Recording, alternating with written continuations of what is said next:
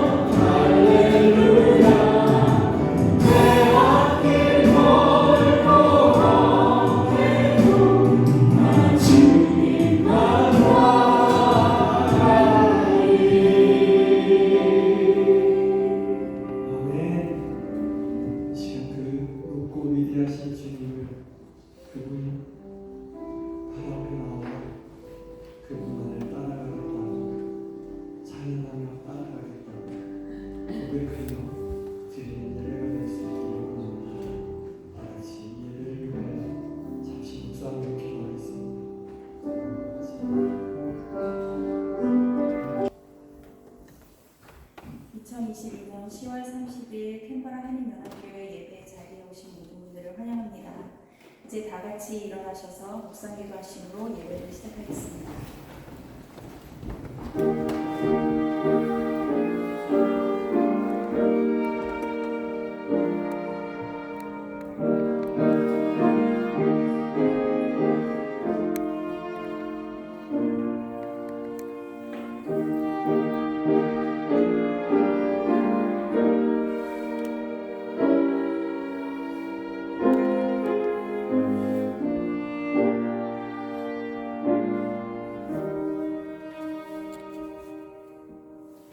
할렐루야. 그의 성소에서 하나님을 찬양하며 그의 권능의 궁창에서 그를 찬양할지어다.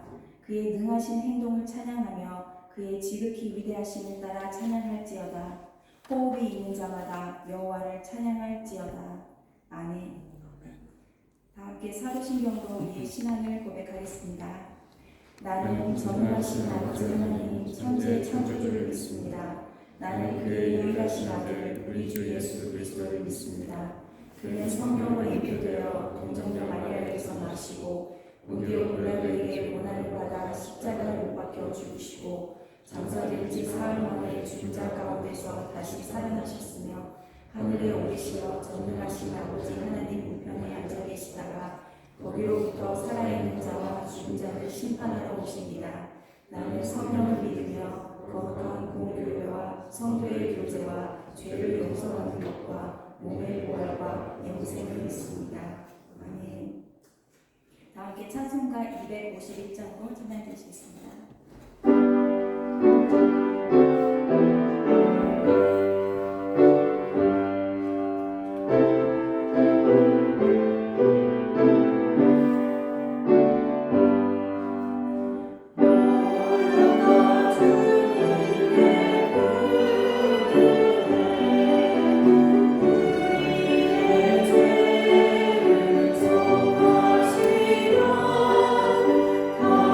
Always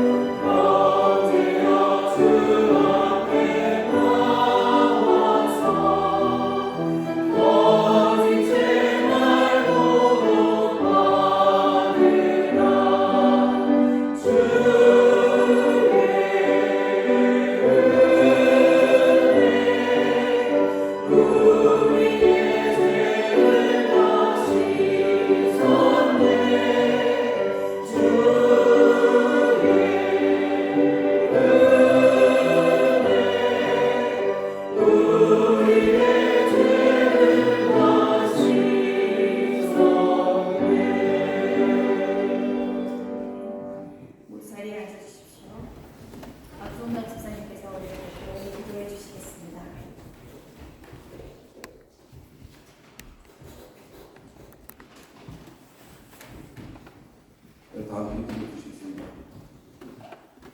온 우주 만물을 창조하시고 다스리시는 하나님 아버지, 죄로 인해 멸망의 길을 걸을 수밖에 없는 저희들을 위해 독생자 예수 그리스도를 보내주시고 십자가에서 저희들 죄를 담당케 하신 은혜와 사랑을 이 시간 예배 가운데 사랑을 감사드립니다. 이 시간 예배 가운데 나온 저희 모두가 주님께 찬양하고 경배합니다. 또한 보잘것없는 저희들을 주님의 자녀 삼아주시고 이렇게 거룩한 주님의 나라에 다 같이 모여 주님께 찬양과 예배를 드리게 하시며 감사드립니다.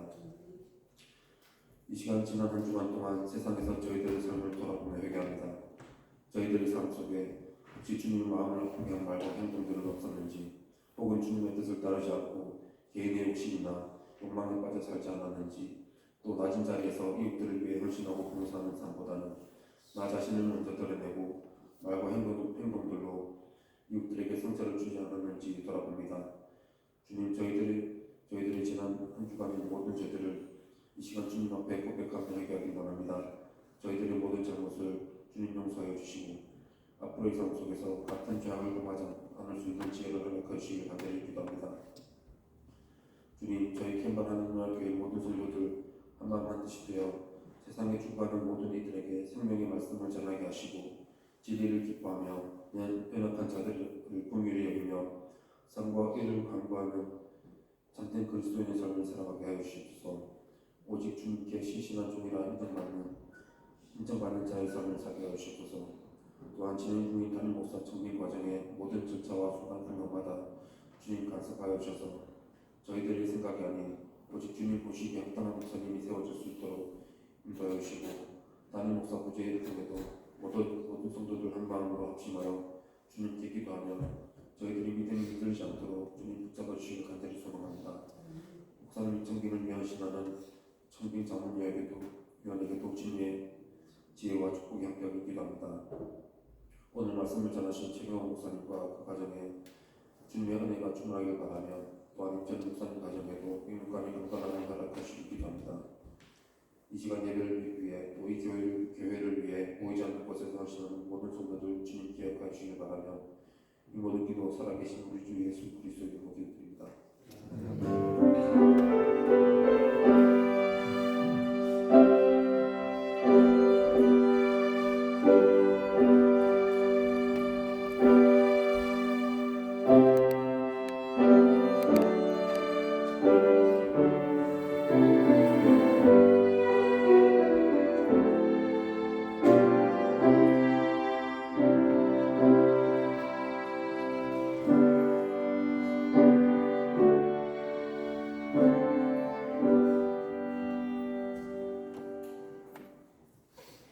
오늘 우리에게 주신 하나님의 말씀은 히브리서 10장 19절에서 25절 말씀입니다. 제가 반복해 드리겠습니다. 히브리서 10장 19절에서 25절 말씀입니다. 그러므로 형제들아, 우리가 예수의 피를 힘입어 성소에 들어갈 담력을 얻었나니 그 길은 우리를 위하여 휘장 가운데로 열어놓으신 새로운 살 길이요 휘장은 곧 그의 육체니라. 또 하나님의 집 다스리는 큰 제사장이 계시네 우리가 마음의 뿌림을 받아 악한 양심으로부터 벗어나고 몸은 맑은 물로 씻음을 받았으니 참 마음과 온전한 믿음으로 하나님께 나아가자. 또 약속하신 이는 믿으시니 우리가 믿는 도리의 소망을 움직이지 말며 굳게 잡고 서로 돌아보아 사랑과 선행을 격려하며 모이기를 회하는 어떤 사람들의 습관과 같이 하지 말고 오직 원하여 그날이 가까움을 볼수록 더욱 그리하자. 아멘. 이제 최경호 목사님께서 나오셔서 서로 돌아보아 사랑과 선행을 격려하는 교회라는 제목으로 말씀 전해주실 때 많은 은혜 받으시기 바랍니다.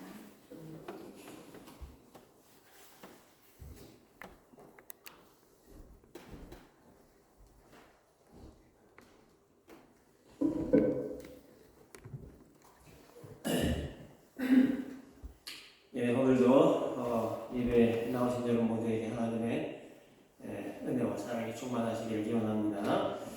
예, 서로 돌아보아 사랑과 선행을 격려하는 교회 주의를 가지고 같이 말씀 전개해 보겠습니다. 예, 하나님과의 관계가 단절된 그 요인은 죄 때문이죠. 선악을 알게 하는 나무의 그 열매를 먹지 말라 하셨던 하나님 말씀을 거역한 것이 인류 최초의 죄였습니다. 그 죄를 원죄라고 하죠. 아담의 원죄. 이 아담의 원죄로 말미암아 하나님과의 관계가 단절된 인간에게 하나님은 자신과의 관계를 해소할 수 있는 방법, 즉 이 죄의 문제를 해결할 방법을 알려주셨는데 그 방법이 레위기서에 기록이 되어 있습니다. 특별히 레위기 16장에는 대속죄일에 관한 규정이 이렇게 기록이 되어 있는데 이 대속죄일은 이 백성들의 죄를 사함받도록 하기 위해서 1년에 한 번 대제사장이 어린 양의 피를 가지고 지성소에 들어가 속죄제를 드림으로써 죄로 인해 단절되었던 하나님과의 관계를 회복하는 날이 대속죄일입니다. 그러나 대제사장이 지성소에 들어가 제사를 드릴 때 어느 것 하나라도 소홀히 했다가는 가치없이 죽임을 당했습니다. 그래서 대제사장이 제사를 드리러 갈 때에는 겉옷 그 맨 밑자락에 금방울 하나, 성류 하나, 금방울 하나, 성류 하나 이렇게 금방울과 성류를 단 옷을 입고 들어갔는데 그 이유는 생사 여부를 확인하기 위해서였습니다. 출애굽기 28장 34절 35절을 보면 그 옷 가장자리로 들어가며 한 금방울 한 성류, 한 금방울 한 성류가 있게 하라. 아론이 입고 여호와를 섬기러 성소에 들어갈 때와 성소에서 나올 때 그 소리가 들릴 것이라. 그리하면 그가 죽지 아니하리라. 대제사장이 지성소에서 제사 드리는 일을 할 때 죽었는지 살았는지를 확인하기 위해서 그 돛자락의 끝에 금방울 성류를 다루라고 하셨던 거죠. 지성소에서 방울 소리가 들리면 살아있는 거고 아무 소리가 안 들리면 죽은 겁니다. 그래서 대제사장이 제사를 드리려다 무슨 실수를 했거나 혹은 걸어가지 못하게 했거나 아무튼 하나님께서 규정하신 제사 방법대로 하지 않음으로 인해 죽은 거죠. 여러분 이것이 의미하는 것은 뭐냐면 제사를 드리는 대제사장일지라도 불완전한 존재라고 하는 것을 의미하는 겁니다. 불완전한 존재가 드리는 제사이므로 그 제사 역시도 불완전하다 라는 것을 의미하는 겁니다. 비록 하나님께서 백성들의 죄를 용서해주는 제사법을 알려주시긴 하셨지만 그러나 제사를 드리는 사람이 불완전한 존재이기 때문에 온전한 제사를 드릴 수 없다라는 거죠. 따라서 이 구약의 제사법은 단절된 하나님과의 관계를 회복하는 데 있어서 한계가 있었습니다.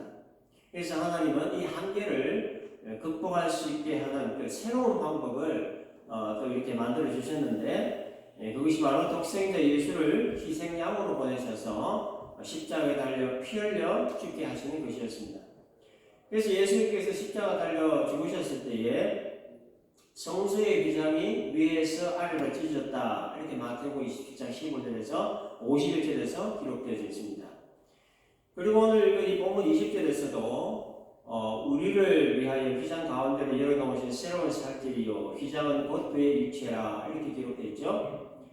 성소의 휘장이 위에서부터 아래로 찢어졌다라고 하는 이 의미는 살 찢기시고 피 흘리시고 죽으신 예수님의 죽음을 의미합니다. 자신의 살을 찢으시고 또 피 흘려주신 그 죽으신 그 죽음으로 말미암아 이제부터 누구든지 예수를 통하여 하나님께 갈 수 있게 되었다라는 것을 의미하는 말입니다. 따라서 이제 속죄의 제사를 드리기 위해 더 이상 양을 잡을 필요가 없지요. 대제사장이 목숨 걸고 지성소로 들어갈 필요도 없습니다. 이제는 누구든지 예수를 통하여 예수의 이름으로 그리고 언제든지 하나님께 나아갈 수 있게 됐다라고 하는 말입니다. 그러므로 19절에서 이렇게 얘기합니다. 우리가 예수의 피를 힘입어 성소에 들어갈 담력을 얻었다. 아무나 못 들어가던 지성소, 대제사장만이 그것도 1년에 한 번만 들어갈 수 있었던 그 지성소에 또 들어가도 언제 죽을지 모르는 그 무섭고 두려운 그 지성소에 이제는 누구든지 언제든지 예수의 이름으로 하나님께 나아갈 수 있게 됐다라고 하는 의미의 말입니다. 속죄제의 희생제물이 되셔서 십자가에 달려 죽으시고 흘리신 피, 그 피로 말미암아 우리 죄를 사함받았고 하나님을 아버지라 부르시게 되었으며 하나님께 예배드리는 그 천국 백성이 될 수 있게 되었다는 겁니다. 얼마나 크고 놀라운 은혜인지 모릅니다. 21절을 보면 하나님의 집 다스리는 큰 제사장이 계신다라고 말씀합니다. 하나님의 집은 교회를 의미하고 큰 제사장은 그 교회를 다스리시는 예수님을 의미합니다. 살 찢으시고 피 흘리시고 죽으신 예수님께서 부활하시고 승천하실 때 지상에 남긴 것이 하나 있는데 그것이 바로 자신의 몸을 남기셨습니다. 그 몸이 바로 교회죠. 그래서 교회를 그리스도의 몸이다 이렇게 비유합니다. 우리의 몸을 다스리는 것이 머리이시듯이 교회를 다스리시는 분이 예수님이라는 말입니다. 그래서 예수님께서 하나님의 집, 즉 교회를 다스리신다, 통치하신다는 말이죠. 예수께서 하나님의 집, 이 교회를 다스리고 계시기 때문에 22절에서 또 이렇게 하라고 얘기합니다. 우리가 마음의 뿌림을 받아 악한 양심으로부터 벗어나고 몸은 맑은 물로 씻음을 받았으니 참 마음과 온전한 믿음으로 하나님께 나가자 이렇게 얘기합니다. 우리가 마음의 뿌림을 받았다라고 하는 것은 예수의 피가 우리의 마음에 뿌려졌다라고 하는 말로서 이것은 예수의 피로 죄사함을 받았다라고 하는 의미입니다. 예수의 피가 우리 마음에 뿌려짐으로 말미암아 죄로 인해 무뎌진 양심이 새롭게 되고 죄로 인해 더러워진 몸이 그리고 우리의 영이 깨끗하게 되었다라고 하는 말이죠. 그래서 교회를 다스리시는 예수의 피로 말미암아 우리의 몸과 영이 깨끗해졌고 양심도 새로워졌으므로 이제부터 뭐라고 합니까? 참 마음과 온전한 믿음으로 하나님께 나아가야 된다 이렇게 얘기합니다. 이게 참 마음이라고 하는 것은 sincere heart라고 되어 있어요. 이것은 진실한 마음을 말하는 겁니다. 그리고 온전한 믿음은 assurance of faith라고 되어 있어요. 확실한 믿음을 얘기하는 겁니다. 그 예수의 피로 깨끗해지고 새로워진 사람들은 하나님께 나아갈 때 두 가지, 하나는 진실한 마음, 그 다음 확실한 믿음으로 나아가야 된다라는 얘기입니다. 진실한 마음이라고 하는 것은 뭐 잘 아시죠? 거짓 없는 마음, 위선적이거나 가식 없는 마음, 정직한 마음, 이런 마음을 말하는 겁니다. 그래서 우리가 하나님께 나아갈 때 이런 마음으로 나아가야 된다는 얘기죠. 무엇보다 하나님께 예배를 드릴 때, 또 하나님께 기도를 드릴 때, 또 우리가 찬양을 드릴 때 진실한 마음으로 예배드리고 기도하고 찬양을 해야 된다 그런 얘기입니다. 하나님께 나아갈 때 거짓 없는 마음, 정직한 마음, 진실한 마음으로 나아가야 된다. 무슨 일이든 그 앞에 그 일에 어떤 일이든지 그 일에는 진실이 담겨져 있어야 된다는 얘기죠. 진실이 담겨져야 하나님이 받으시는 예배, 하나님이 받으시는 기도, 하나님이 받으시는 찬양이 될 수 있기 때문입니다. 하나님께서 아벨의 제물만 받으시고 가인의 제물을 받지 않으신 이유는 가인이 드린 그 제물의 진실한 마음이 담기지 않았기 때문입니다. 따라서 하나님께서 받으시는 예배, 하나님이 받으시는 기도, 찬양, 하나님이 받으시는 시간과 물질과 봉사와 등등 하나님이 받으시게끔 하시기 위해서 우리가 가진 중요한 마음이 진실한 마음이다 라고 하는 겁니다. 그 다음에 확실한 믿음이라고 하는 것은요, 보증이 되는 믿음을 말하는 겁니다. 여러분, 이 믿음에도 종류가 있습니다. 품질 보증 명품 믿음이 있고요. 이 품질, 그 다음에 품질 보증 명품 믿음이 있고, 그 다음 하나는요, 이미테이션 믿음. 우리 속된 표현으로 짝퉁 믿음이라고 그러죠. 짝퉁 믿음이라고 하는 것은 남의 믿음을 흉내낸 것을 말합니다. 그 모양만 베낀 것을 말하는 겁니다. 예수님과의 깊은 인격적인 만남 없이, 내면적 변화 없이, 어떤 신앙적인 변화 없이 이 모양만 베낀 것, 이미테이션, 짝퉁, 이것을 말하는 겁니다. 근데 여러분 참 재미있는 것은요, 이 짝퉁이 더 진짜같이 보일 때가 있다는 겁니다. 세관에 잡혀있는 유명 브랜드를 뺏긴 짝퉁 물건들, 가방이나 시계나 옷이나 등등, 이 짝퉁들이 진짜보다 더 진짜같이 보인다는 거예요. 진짜보다 더 진짜같이 보이는 이 짝퉁들이 진짜 자리를 차지하고 인기리에 판매된다는 거죠. 그래서 이 짝퉁 물건들이 사회 질서를 어지럽히고 사람들 마음을 혼란스럽게 하는 겁니다. 그런데 이 전문가들은 그 진짜와 이 가짜를 아주 기가 막히게 구분해낸다고 하죠. 그 일반인들은 모르는 그 짝퉁만의 기법이 있는데 뭐 실 종기라든지 깨매매 방식이라든지 상투의 크기라든지 높낮이라든지 아무튼 이 전문가들은 그걸 아주 기가 막히게 구분해낸다고 합니다. 아무리 짝퉁이 진짜보다 더 진짜같이 보이더라도 전문가의 눈에는 다 보인다는 겁니다. 여러분, 이미테이션 믿음, 짝퉁 믿음이라고 하는 게 있을까요? 없을까요? 아주 많습니다. 이것을 아신 예수님께서, 전문가이신 예수님께서 마태복음 7장 20절에서 이런 말씀을 하실 겁니다. 나더러 주여 주여 하는 자마다 다 천국에 들어갈 것이 아니요, 이런 말씀하신 거죠. 이 말씀은요, 첫째로 이미테이션 믿음을 가진 자가 많다는 뜻이고, 두 번째는 이러한 이미테이션 믿음 가지고는 천국 못 간다, 그런 의미입니다. 천국은 오직 예수 믿는 믿음으로만 가는 곳, 오직 예수 영접한 자들만이 가는 곳인데, 그 믿음이 이미테이션이라고 하면 천국을 어떻게 갈 수 있겠느냐라고 하는 말씀이죠. 예수님과의 인격적인 깊은 만남이 없이, 예수님은 자신의 구주로 영접함 없이 주여 주여 주님의 이름을 부르고 주님의 이름으로 선지자 노릇을 하고 주님의 이름으로 귀신을 내쫓고 주님의 이름으로 많은 권능을 행할지라도 그 믿음이 이미테이션 믿음이라고 하면, 내가 너희를 도무지 알지 못하니 불법을 행하는 자들아 내게서 떠나가라, 우리 예수님이 이렇게 말씀을 하신다는 겁니다. 그래서 예수님은 누가복음 18장 8절에서 인자가 올 때에 세상에서 믿음을 보겠느냐 이렇게 탄식을 하신 겁니다. 예수님께서 이 땅에 다시 오신 그날까지 확실한 믿음, 품질 보증 명품 믿음을 지키고 있는 자가 과연 얼마나 되겠느냐 하신 탄식의 말씀이었던 겁니다. 이미테이션 믿음을 가진 사람이 그만큼 많기 때문에 하신 말씀이었죠. 이 짝퉁 믿음을 가진 사람들 때문에 교회가 시끄럽고 어지러운 겁니다. 그러므로 고린도후서 13장 5절에서 이런 말씀을 하셨습니다. 너희는 믿음 안에 있는가 너희 자신을 시험하고 너희 자신을 확증하라.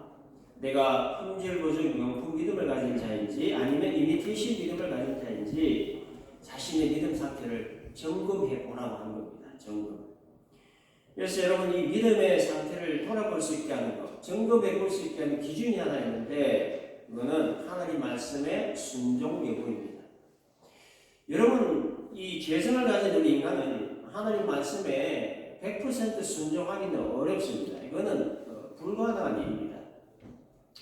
예수님은 마음에 음욕 품는 것도 간음죄라고 말씀하시고, 또 형제를 향하여 미운 마음을 갖는 것도 살인죄라고까지 말씀을 하시는데, 우리가 무슨 수로 음욕 안 품고 미운 마음 안 가질 수 있겠느냐라는 겁니다. 그건 불가능한 일이에요. 이걸 하나님이 모르시겠냐는 겁니다. 다 아시죠? 다 아심에도 불구하고 하나님이 보시기를 원하시는 것은 하나님 말씀에 순종하기 위해 얼마나 많은 몸부림을 치는가, 이 마음 중심이라는 거죠. 나의 믿음이 품질 보증 명품 믿음인지 이미테이션 믿음인지 여부를 돌아볼 수 있게 하는 것이 바로 하나님 말씀에 순종하는 일에 얼마나 많은 시간과 열정을 가지고 몸부림을 치고 있느냐 하는 이거라는 겁니다. 그래서 저와 여러분, 우리 모두가 품질 보증 명품 믿음, 예수님께서 인정하시는 믿음, 그 믿음을 소유한 참된 그리스도인 될 수 있기를 바랍니다.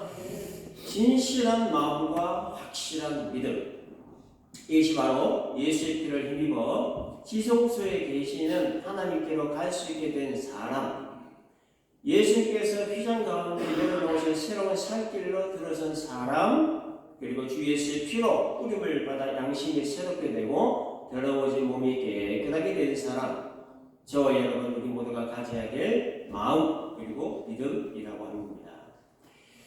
그 다음에 23절에 보면 또 약속하신 이는 믿으시니라고 했습니다. 여기 믿으시다라고 하는 것은 페이스풀로 되어 있죠. 약속에 충실한, 성실한, 신의가 두터운 이런 뜻을 가지고 있습니다. 하나님은 약속하신 말씀에 충실하신 분이시고 반드시 약속을 지키시는 분이라는 뜻입니다. 그래서 어떤 약속의 말씀을 충실하신 분이시냐? 십자가에 달려 피 흘려 죽으신 예수를 믿으면 죄사함 받고 구원 얻고 영생 보장해 주신다라고 하는 약속, 그 약속의 말씀에 충실하다는 거죠. 그 약속은 반드시 지키신다는 말입니다. 철회하시지 않는다는 뜻이에요. 그래서 이 약속을 받은 자들이 가져야 할 마음에 대해서 23절에서 또 이렇게 얘기합니다. 우리가 믿는 도리의 소망을 움직이지 말며 굳게 잡고 이렇게 얘기했습니다. 우리가 믿는 도리의 소망이라고 하는 것은요, 좀 전에 말씀드린 것, 성소와 지성소를 가로막고 있는 휘장을 찢으신 예수로 말미암아 이제부터 누구든지 하나님께 담대하게 나아갈 수 있게 되었다라고 하는 것에 대한 소망, 이 소망을 말하는 거예요. 이 소망을 굳게 잡아라, 그런 뜻입니다. 예수 믿는 자에게 제4의 은혜를 주시고 내세적 구원과 현세적 구원을 이루어 주시고 자비와 긍휼과 사랑과 은혜를 부어 주시고 약속하신 말씀은 반드시 이루신다는 것에 대한 소망을 확실하게 붙들고 이 땅을 살아라 하는 의미의 말입니다. 그 다음에 이 소망을 붙들고 무엇을 하라고 하냐면 24절과 25절입니다. 서로 돌아보아 사랑과 선행을 격려하며 모이기를 피하는 어떤 사람들의 습관과 같이 하지 말고 오직 권하여 그날이 가까움을 보수록 더욱 그리하자 그랬습니다. 여기 돌아보라고 하는 말의 뜻은요, 고려하라, 또 심사숙고하라, 깊이 생각하라, 주의하여 보라, 이런 뜻을 가지고 있습니다. 그래서 무엇을 돌아보라고 하는 말씀이냐? 사랑과 선행을 격려하는 일, 이 일을 돌아보라고 하는 거예요. 여러분, 사랑이 뭡니까? 눈물의 씨앗입니까?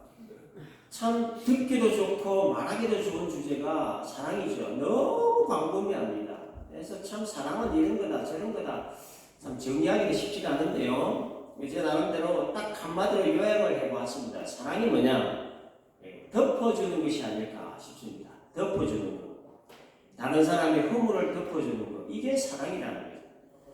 하나님께서 우리를 지극히 사랑하심으로 우리의 죄와 허물을 덮어주셨듯이 다른 사람의 실수나 잘못이나 허물을 덮어주는 것, 이게 진정한 사랑이 아닌가 하는 겁니다. 그래서 여러분, 사랑은 뭐 그렇게 거창한 것도 뭐 어렵고도 뭐 힘든 것이 아닙니다. 다른 사람의 어떤 실수나 잘못이나 허물을 보고 비난을 하는 것이 아니라 덮어주는 것, 이게 사랑이라고 하는 거죠. 다른 사람의 허물을 덜치워내지 않고 덮어주는 것, 이게 진짜 사랑이라는 겁니다. 하나님의 우리의 잘못과 허물을 덜치워내지 않으시고 덜치워내셨다면 우린 전부 다 지옥 백성이죠.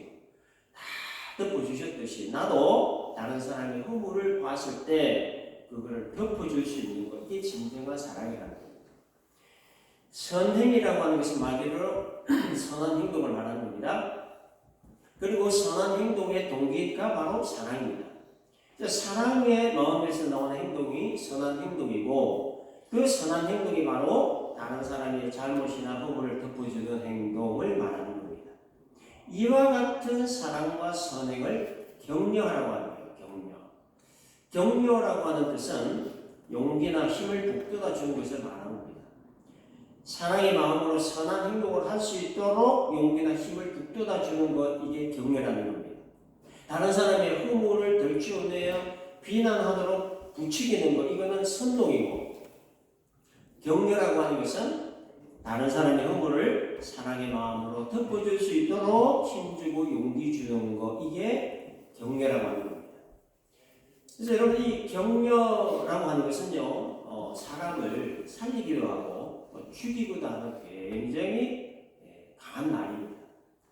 잘하는 사람에게는 더 잘할 수 있도록 해주고 잘하지 못하는 사람에게는 낙심과 절망에 빠지지 않도록 해주는 것, 그래서 다음부터는 잘할 수 있도록 기회를 주는 것, 이게 격려입니다.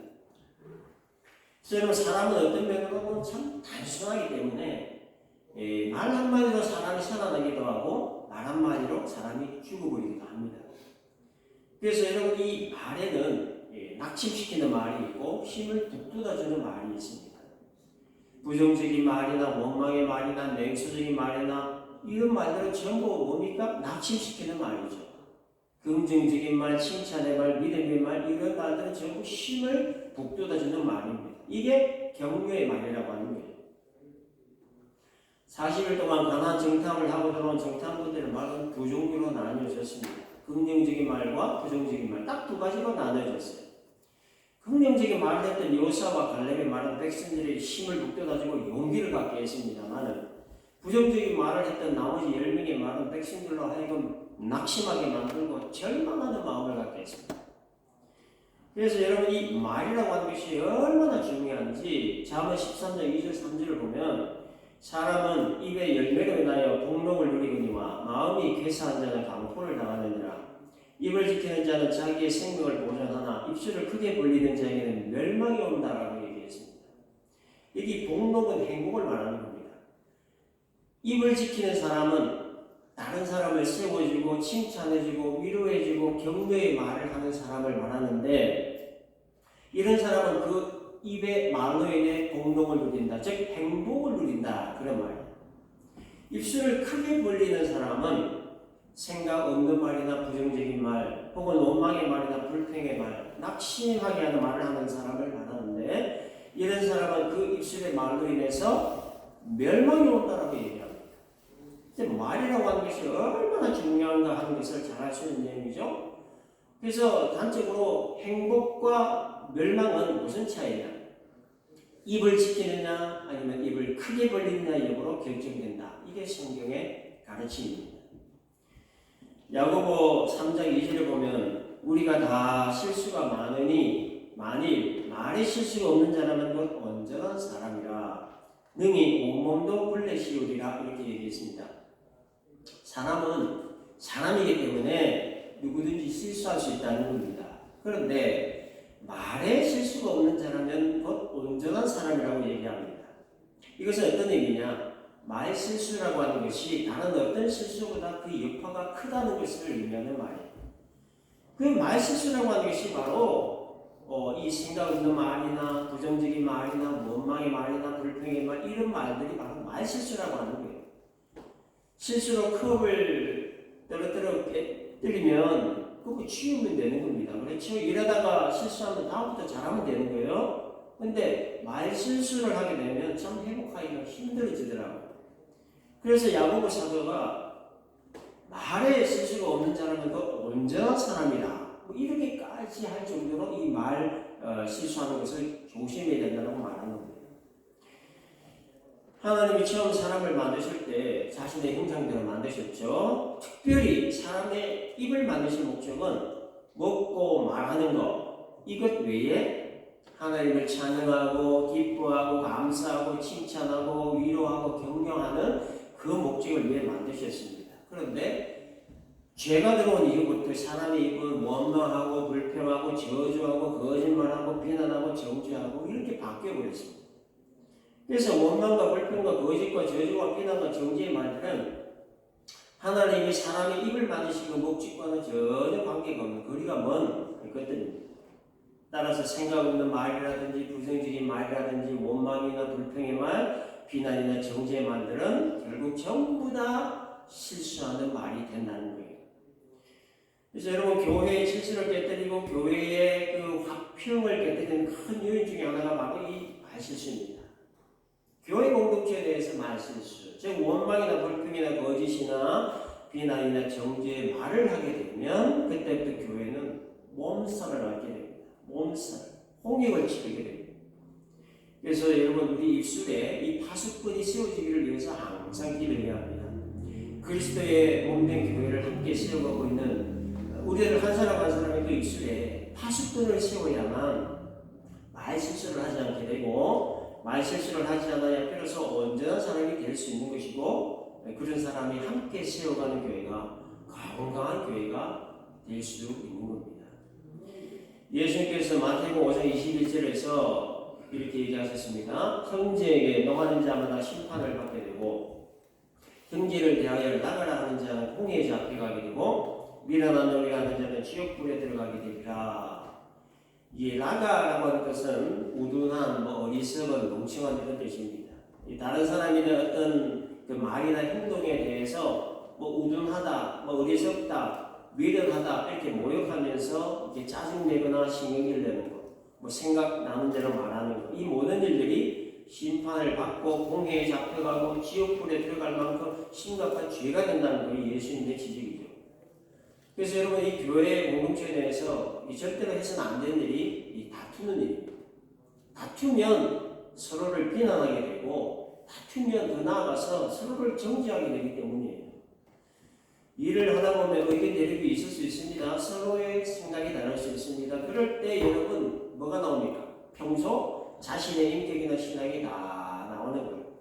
내 생각이 다르고 내 생각과 다르고 내 뜻과 다르고 의견 대립이 있을 때 어떤 말과 어떤 행동을 취하는가 여부로 평소에 자신의 인격과 그 신앙이 얕았는지 혹은 깊었는지를 알 수 있다는 거예요.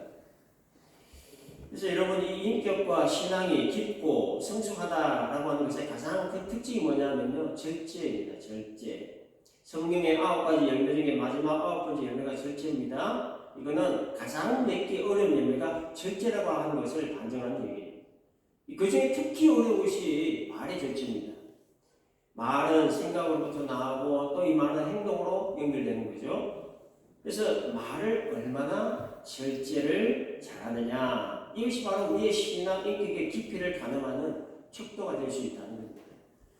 그러므로 교회 공동체 내에서 무엇보다도 이 말의 절제를 잘 배우고 잘 습득을 해서 깊이 있는 그리고 성숙한 신앙 인격자가 되어야 할 줄로 믿습니다. 서로가 서로에게 용기와 힘을 북돋아주는 말, 긍정적이고 칭찬의 말, 위로와 격려의 말을 통해서 서로가 서로에게 위로가 되고 격려가 되는 그와 같은 교회를 잘 세워갈 수 있기를 축원합니다.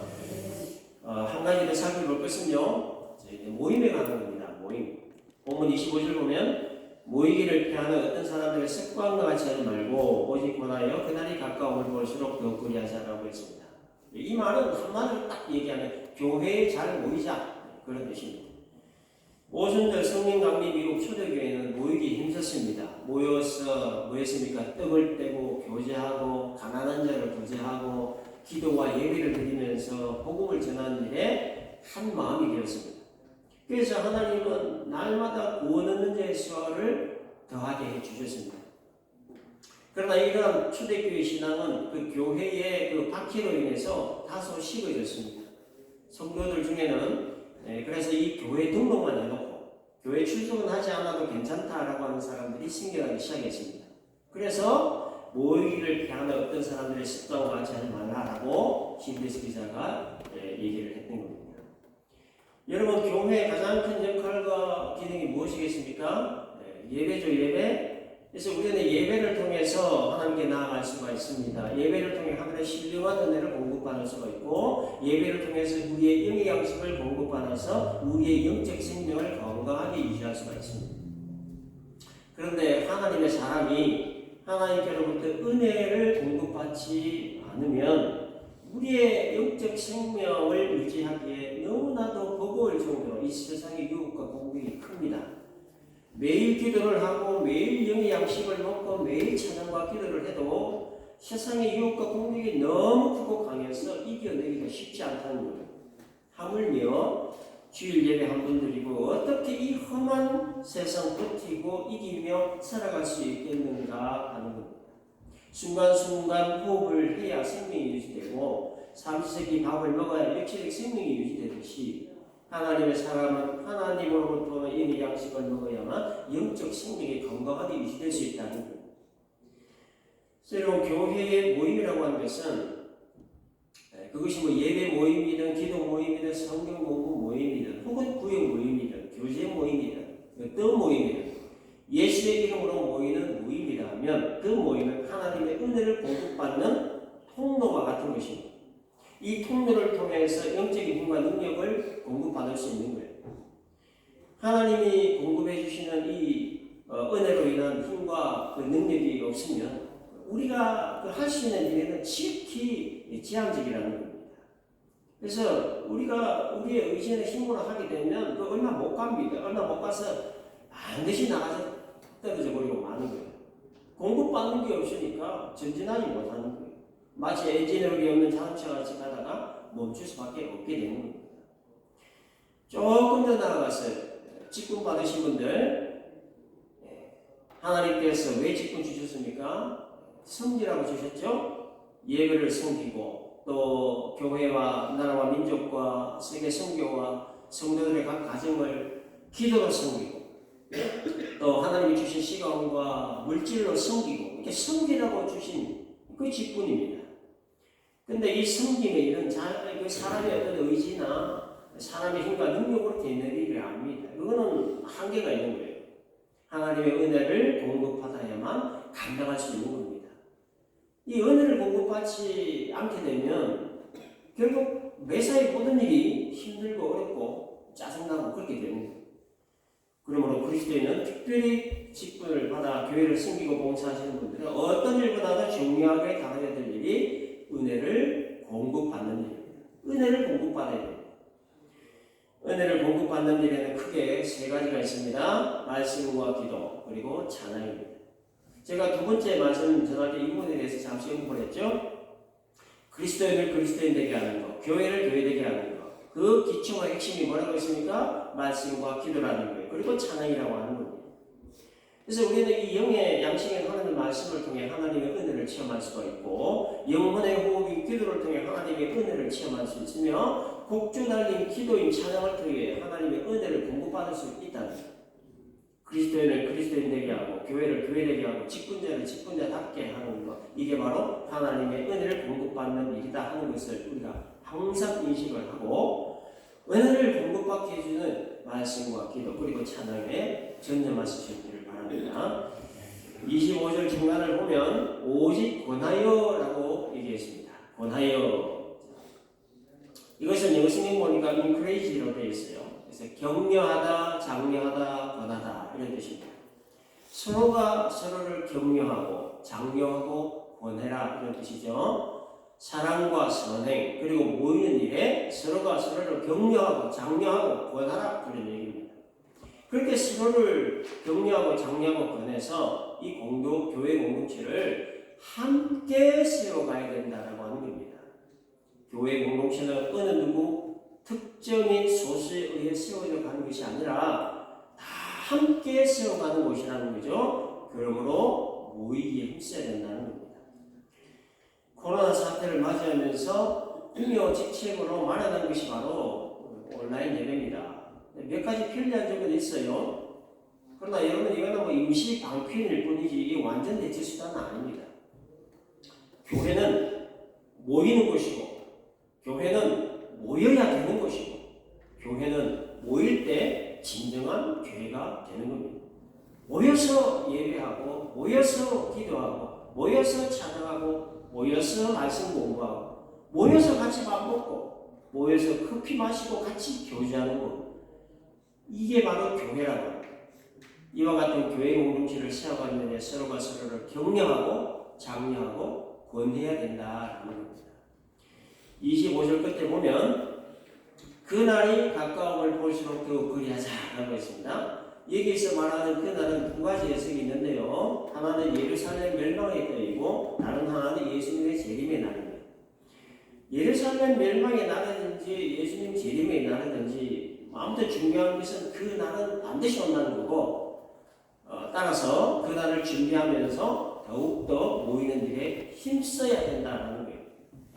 위드 코로나 시대가 이미 시행된 이 시점에서 교회가 해야 될 일이 바로 이것입니다. 서로가 서로를 돌아보고 뭐하고 있나 돌아보고 서로의 잘못이나 허물을 들춰내는 것이 아니라 사랑의 마음으로 덮어주고 서로 권해서 커피 한잔 사주고 밥 한 끼 사주고 서로 권해서 예배 모임, 기도 모임, 찬양 모임, 교제 모임에 나올 수 있도록 힘쓰는 일 이제 마지막 시대를 살아가고 있는 오늘의 그리스도인들이 힘써야 될 일이다라는 겁니다. 말씀 정리합니다.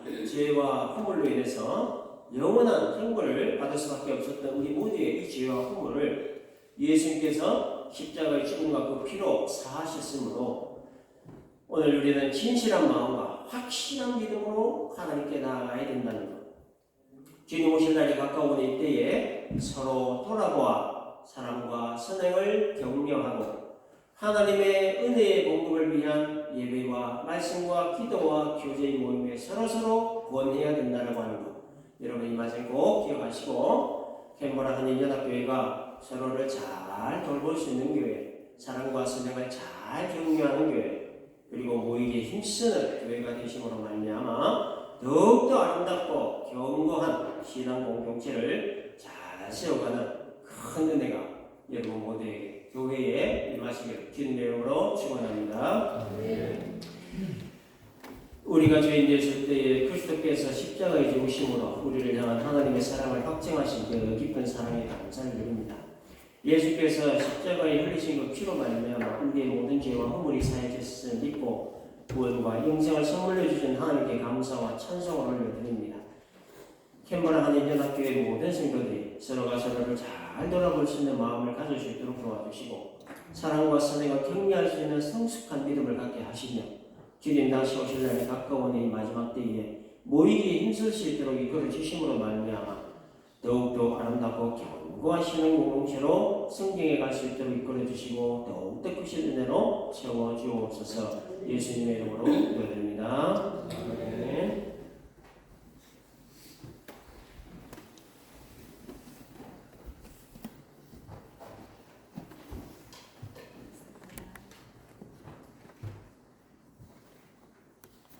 함께 찬송가 368장 부르시면서 봉헌하겠습니다. 이 주를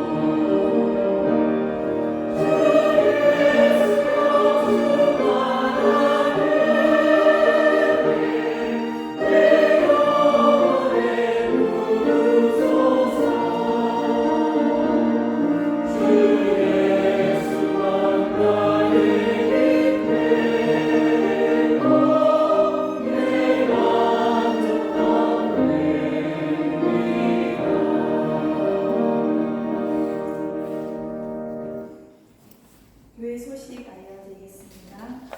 오늘 예배에 참여하신 모든 분들을 환영합니다. 주님의 평화가 여러분과 함께 하시기를 빕니다. 온라인 헌금을 위한 교회 계좌 주보 참고해 주시기 바랍니다. 또 오늘 말씀을 전해주신 최경호 목사님과 통역해주신 김원상 집사님께 감사를 드립니다. 최경호 목사님께서 2022년 11월 첫째 주 11월 6일부터 캔버라 새 선일 교회를 시작하십니다. 새롭게 시작되는 교회와 목사님의 사역 위에 하나님의 축복과 은혜가 함께 하시기를 기도합니다. 또 목회자 청빙 과정이 진행 중에 있습니다. 교회와 또 목사님을 위하여 함께 기도해 주시기 바랍니다. 수요 예배 안내해 드리겠습니다. 이번 주 수요일 11월 2일까지 기도 회복이 진행이 되며 11월 9일부터 수요 예배가 기존 형식으로 변경됩니다. 많은 참여 바랍니다. 교우 소식 알려드립니다. 임찬일 목사님, 이매린 사모님 귀국하셨고요. 김미영 성도님도 귀국하셨습니다. 그리고 문혜진 집사님 출국 소식 알려드립니다. 선교회별 교회 청소 및 방역 작업 순서를 아래와 같이 알려드립니다. 참고해 주시기 바랍니다. 이제 다 함께 자리에서 일어나셔서 햇셀드 찬양팀과 함께 교회여 일어나라 찬양 드신 후에 최경호 목사님께서 공헌 기도와 축도해 주심으로 오늘 예배를 마치겠습니다.